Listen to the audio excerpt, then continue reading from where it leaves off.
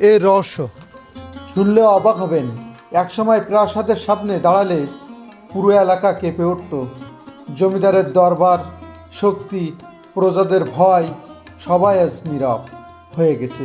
কিন্তু সামনাগর জমিদার বাড়ি যেন আজও ফিসফিস করে বলে শত বছরের ইতিহাস। চলুন আমরা আজকে শোনাবো এই রাজকীয় জমিদার বাড়ির গোপন গল্প।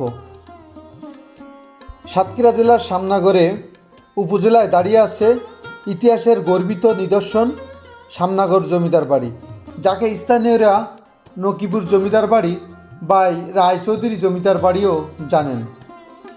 এই প্রাসাদের প্রতিষ্ঠাতা ছিলেন জমিদার হরিচরণ রায়। তিনি 1980 সালের এই বিশাল আয়তনের বাড়িটি তৈরি করছিলেন।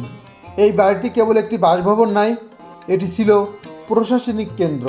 এখানে জমিদার প্রজাদের খাজনা আদায় করতেন, দরবার বসাতেন, সামাজিক আইনগত সালিশ পরিচালনা করতেন।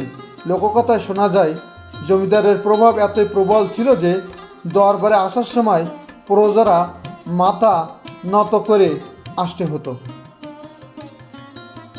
স্থাপত্যের দিক থেকে এটি সত্যি অসাধারণ। তিনতলা বৈশিষ্ট্য, উঁচু দালান, খিলান আকৃতি দরজা, প্রশস্ত আঙ্গিনায় বড় প্রবেশদ্বার, ইউরোপিয়ান ও মুঘল স্থাপত্যের মিশ্রণ।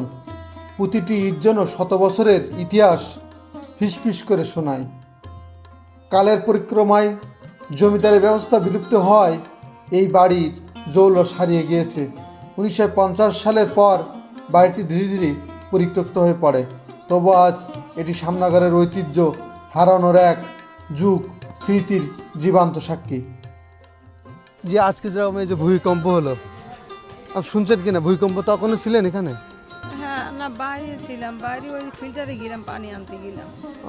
ফিল্টার ওই যে ফিল্টারে ছিলেন? হ্যাঁ। আপনারা এইখানে যে জমিদারত্ব করছেন, আপনি দেখছেন নিজস্ব? না না না, আমি ওসব এদেরকে দেখিনি। দেখেননি? না, আমার বাপ দাদারও দেখিনি। বাপ দাদারাও দেখিনি আর কি। ও, তাহলে আপনার এইখানে যে ভবন বলে একটা বসে গেছে, এটা আসলে সত্য না?